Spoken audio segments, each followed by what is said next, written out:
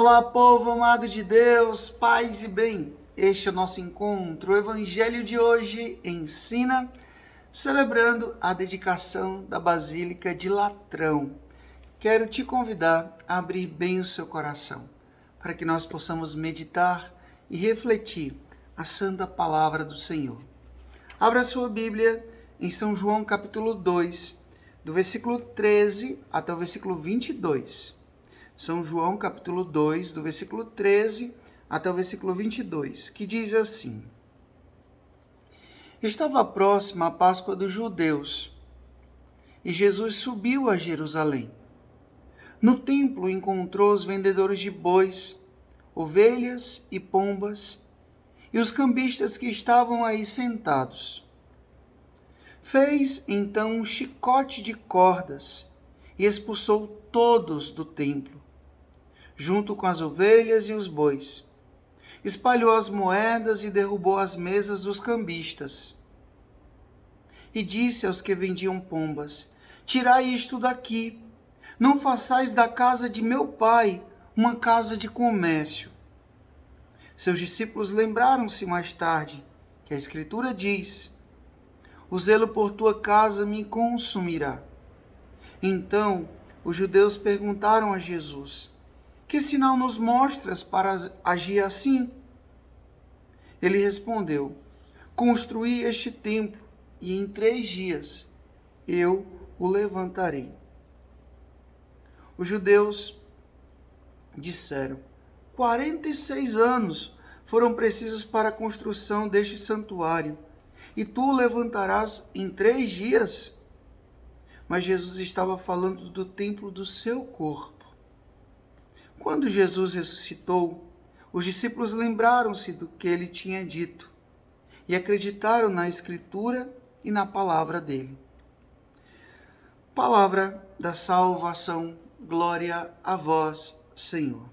Vou ler uma pequena biografia, um pequeno histórico a respeito da Basílica de São João de Latrão. Ela é considerada a mãe e a cabeça de todas as igrejas.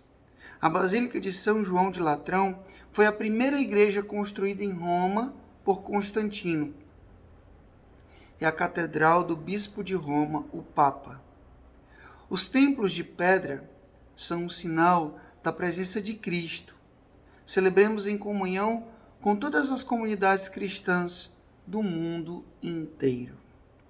Hoje, celebrando a dedicação da Basílica de São João de Latrão, nós escutamos esse relato de São João que nos apresenta Jesus de uma forma muito diferente do que nós costumamos ver.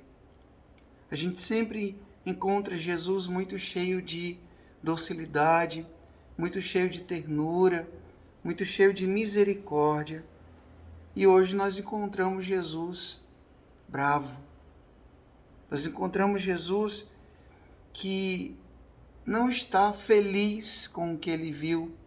Ele foi até Jerusalém. Ir até Jerusalém quer dizer, eu vou abraçar a vontade do meu Pai. E ao chegar exatamente no templo, no lugar mais sagrado que existia naquela época, naquele contexto, Jesus se depara com um comércio, uma feira. Jesus viu ali, naquele ambiente tão sagrado, uma profanação, uma banalização. Já pensou? Você chegar numa igreja, um lugar de silêncio, de oração, e você, de repente, você encontra pessoas que estão ali, usando daquele ambiente tão sagrado, tão importante, para lucrar, para se beneficiar. Então Jesus, ele não tomou uma atitude de um homem desequilibrado. Jesus não surtou. Jesus não teve um surto de raiva, de ódio. Não. São João, ele nos apresenta um detalhe muito importante, versículo 15. Ele fez um chicote. Quem faz um chicote eu tenho certeza que estava pensando no que iria fazer com esse chicote. Então Jesus, ele sabia muito bem o que ele ia fazer e ele fez. Ele botou todo mundo para correr. Virou ali aquelas mesas, expulsou os cambistas, os vendilhões e disse: não faça da casa do meu pai uma casa de oração. Por que Jesus fez isso? Jesus fez isso por zelo. Jesus fez isso por amor. Então, meu povo, a gente precisa pensar, a gente precisa refletir. Quais são os templos que precisam ser purificados nos nossos dias? Nós sabemos que o nosso corpo, ele é também templo do Espírito Santo.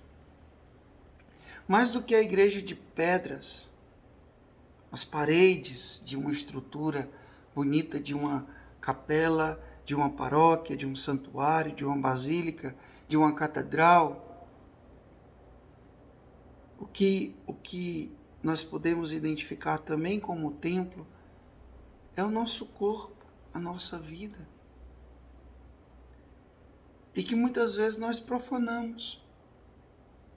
Nós profanamos quando nós colocamos outros deuses, outros ídolos no lugar de Deus, no altar da nossa vida. Aí você vai até me dizer: poxa, Frei, mas eu não faço isso. Será? Quantas e quantas vezes nós colocamos o dinheiro em primeiro lugar? Nós colocamos o prazer em primeiro lugar. Nós colocamos os bens materiais em primeiro lugar. Até mesmo os nossos laços sanguíneos em primeiro lugar. Os nossos sonhos, os nossos projetos no pedestal da nossa vida, dos nossos planos. E onde é que fica Deus? Se tudo isso está ocupando o primeiro lugar, esses ídolos estão ocupando o primeiro lugar, onde está Deus? Que não está no centro. Esses homens aqui tinham esquecido que Deus deve ser amado acima de tudo.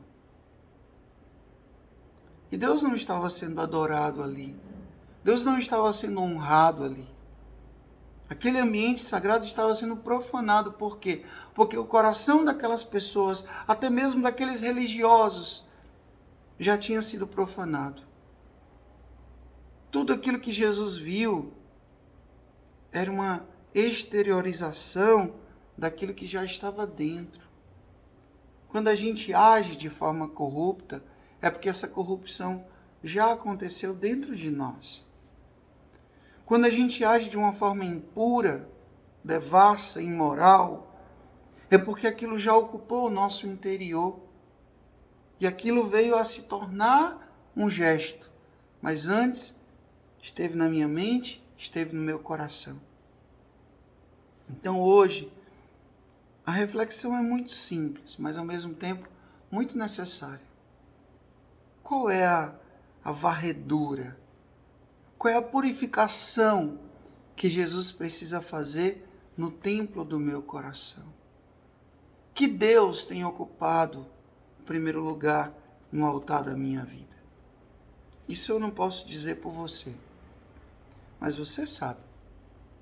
Eu sei quais são os ídolos que muitas vezes eu coloco no lugar de Deus. E toda essa profanação, toda essa idolatria a esses falsos deuses precisa acabar. Então que Jesus venha zelosamente purificar o templo do nosso coração, o templo da nossa vida.